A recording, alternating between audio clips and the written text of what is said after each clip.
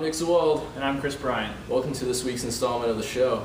It was a big weekend here at St. Joseph's College where we had the Hall of Fame inductions along with many contests. Yes, Saturday was a pretty big day. Men's soccer program traveled down to Massachusetts to play in the NCAA Division III tournament. In the first round, they faced Trinity College, who's ranked 6th overall in New England. Despite being 6th in all of New England, the Royal Blue gave Trinity College a run for their money. The first half, although plenty of scoring opportunities, proved scoreless for both teams. Early in the second half, however, the Bantams able to capitalize on a scoring opportunity, making the score 1-0. For the rest of the game, both teams making more scoring opportunities, but however, both teams unable to hit the back of the net with the ball. So SJC lost that game 1-0 in a well-fought game. Trinity College advanced to play in the second round last Sunday, where Babson College able to defeat them in a shootout. With the loss for St. Joe's, this will end the 2011 campaign for them. The men's soccer program went 14-6 overall and outscored their opponents 43-17 this season. This loss marks the end of Zach Hollingshead, Nick Lemieux, Mike Sanfilippo, and Jesse West's collegiate playing career. In their 4 years as members on the team, the Royal Blue have set records for the most wins and winning percentages by wide margins. Well, along with soccer, the cross-country teams wrapped up their season this week as well. The cross-country team ran in the NCAA Division III Regional Championships last Saturday. The men placed 46th in this event, and once again, Faisal Abdillahi paced the Monks, placing 192nd overall. The women placed 42nd in this event. Amber Dosty paced the Royal Blue again, shaving 15 seconds off her ECAC championship run, and posted the fastest time out of any GNAC runner at this event. Dosty's time and finish are the best of the program's entire history in this event. This event will conclude the cross-country team seasons for 2011. Well, last Saturday concluded the rest of the fall season here at St. Joe's. Now the winter season has also begun, and the swim team competed at Elms College last Saturday. The women lost in their event. Hannah Gajewski and Mandy Avila both registered a pair of wins and a runner-up finish. However, the swim meet proved to be an historical one for the men, posting their first victory in the program history. The men went to win 127-111. Chris Colletti grabbed a pair of wins, and Adam Gollin also posted a pair of wins and a runner-up as well. Also, Kevin Town posted 12 points for the Monks, placing second in the 200 back, the 50 back, and the 50 fly. Kevin will also be joining us later in the show for an interview. The Royal Blue will swim next at the home opener against Regis College on Saturday at 1 o'clock. We're here with men's swimming senior captain, Kevin Town. Now Kevin, the team got its first victory last Saturday against Elms College. Talk about what it feels to be a part of the program's first victory. Well, it was great to get a victory. This is the 4th year being in the program and 5th year total as a varsity program. And it was great to finally get a victory to go along with the fire-long endeavor over 4 years. Now, you had a near victory last year. You actually lost to Gordon College by just 1 point. Talk about how being that close motivated you to get this first win early this year. I remember last year Gordon College had, I believe, 9 guys. We had 4 swimming that event. We lost by 1 point, and that was a real big stepping stone for us because we were able to set the bar and notice that we were really close to our goal of finally getting a win. Now, you came in the program your freshman year when the program was in its 2nd season. Now you're a senior. You've been captain for 3 years on the team. Talk about how the program has developed while you were on the team. Well, it started off freshman year, we had a few guys, but each year we keep getting better and better recruits. We're at the point now where we have 6 freshmen, 2 sophomores, 2 seniors, and we're finally able to go above and beyond each and every year. And being one of the 2 seniors, there's 8 underclassmen on the team besides you two. What do you got to take for like a leadership role on this team? Obviously, you started off very successful this season. How do you continue that and instill it in the young guys? Well, the other guys are really motivated. They're trying to live in our footsteps and trying to make the history etching on this varsity swim program. Now last year, Adam Gollin transferred in. He came in, hot, setting some records, and some of the news kids this year, they're swimming pretty fast. Some of them breaking your, personal records. How does that motivate you to maybe swim harder? Or Maybe that. Well, when Adam came in last year, it was awesome to see him come in and break records. Very strong swimmer, very motivated in and out of the water, and that kind of pushed me more because I was able to see my records and wanted me to get better, be able to compete on the same level that he's on some of the events that I struggle with. And the freshmen that are coming in now, they're just pushing me. We're all pushing each other in practice. If one's ahead of the other, we're going ahead and just trying to keep up pace with one another. And talk about the uniqueness of your sport a little bit.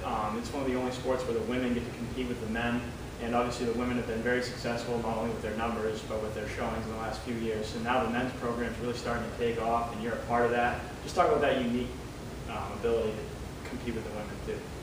For our events, it starts off with the women, and then the men will swim an event right behind them. And it's a great camaraderie between everybody because we're able to root for one another and stay together like a brotherhood and sisterhood and make sure that people are together and cheering on one another. So it's a great camaraderie between the two teams because it's intertwined into one. This is like, for example, you said that you guys intertwine into one. Do the women help push the men, or do the men help push the women? I know you guys don't compete together, you go in intervals, but does it help kind of motivate you if you see one of the women compete very well? So yeah, it pushes us to want to be the best that we can be by helping one another along the road. Now, you see on the athletics page releases about A cut times and B cut times for the New Englands. Talk about what that really means to you individual swimmers. Well, the A cut times is a cut for New England's win. We have to reach a certain mark and swim under that time, and we're able to qualify and swim at New England's, which is the championships between I think 17 schools. It varies year to year.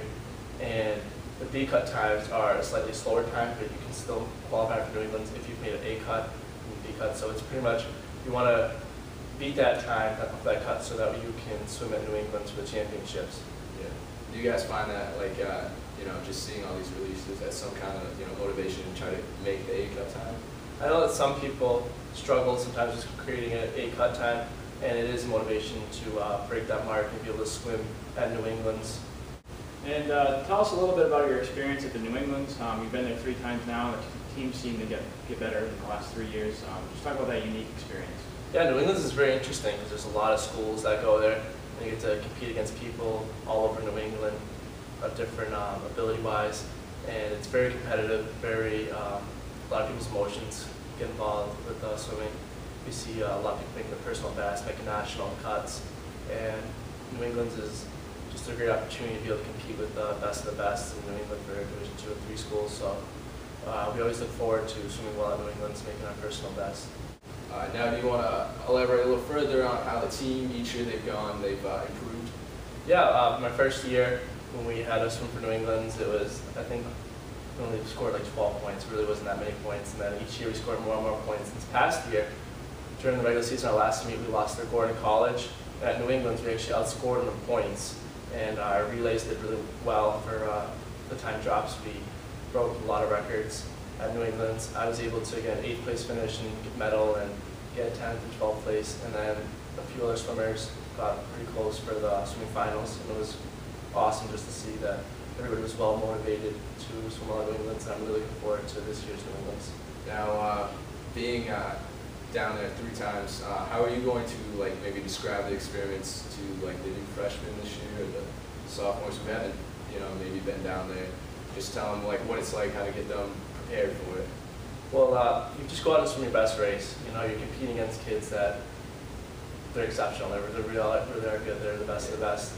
We go down to New England just trying to make a good impression on the other teams, and each year we've come close to getting the sportsmanship award. We've gotten 2nd place the last 2 years, and our goal is to ultimately get the sportsmanship award hopefully this year. And the freshmen and sophomores that are in here, they know just that if they go take it as a dual meet and compete and swim the best events, then we'll do well. And what do you take from the experience? Obviously, again, you've gone 3 times. Do you learn from some of the better competition?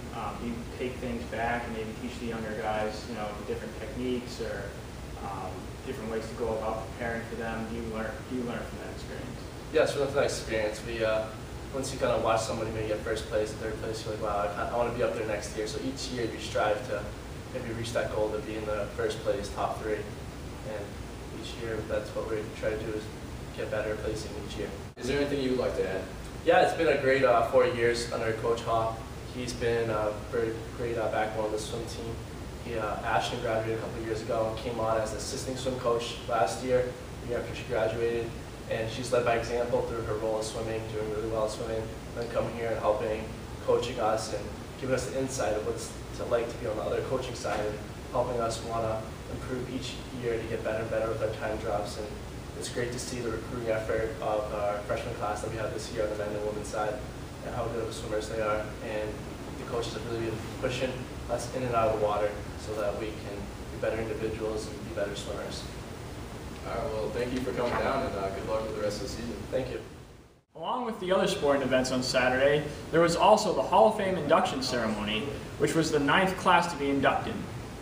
This year's class consisted of Stacy Jelinas Russo, class of 2002, Randy Henry, class of 1998, Fred Stone, Margaret O'Brien McDevitt, of class of 1982, and Mike McDevitt, class of 1983.